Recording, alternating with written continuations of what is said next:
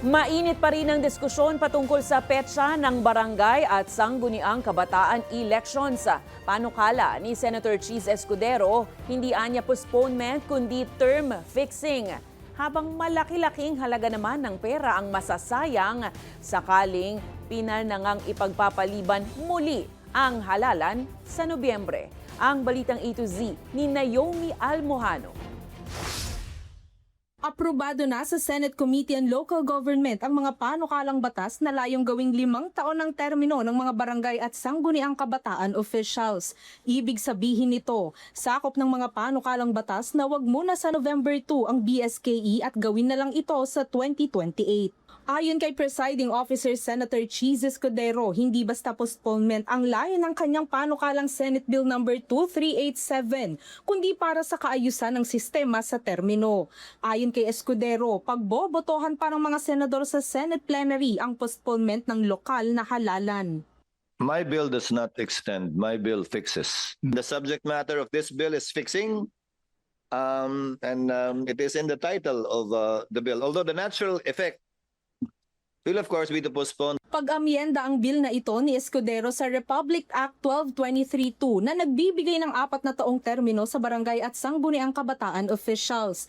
Pero paglilinaw ni Escudero, layo ng kanyang panukalang batas na gawing fixed 5-term ang barangay at sangguniang kabataan. Samantala napapost sa saya sa social media naman si Senator Amy Marcos. Aniya sa wakas daw ay nagka-good news dahil 2024 pa ng kanyang ipaglaban ito.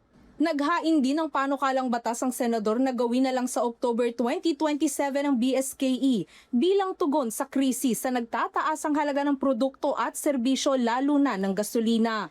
Samantala sa 8 bilyong pisong nagagastos na ng Commission on Elections para sa paghahanda sa lokal na halalan sana sa November 2, 3 bilyong piso rito ang masasayang ayon sa komisyon.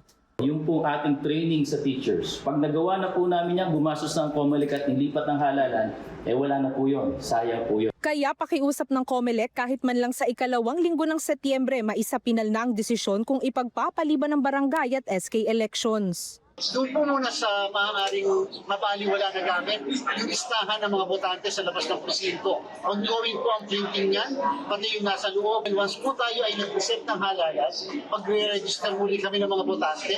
Pag nag-register po kami ng mga botante, madadagdagan yung bilang ng mga botante, yung pong mga pampaskil sa labas at yung mga nasa loob. Ayon pa sa COMELEC, nakahanda silang sumunod anuman ang maging pasya ng mga senador at mambabatas. Suhestyon pa ng komisyon kung talagang ipagpapaliban na ngayong taon ng eleksyon, ilalaan na lang nila ang sanay 10 bilyong pisong pondo sa BSKE bilang dagdag sa paghahanda sa 2028 national and local elections. Tinatayang mahigit 20 billion pesos ang ilalaang budget sa 2028 national and local elections, bukod pa ang para sa paunang preparasyon.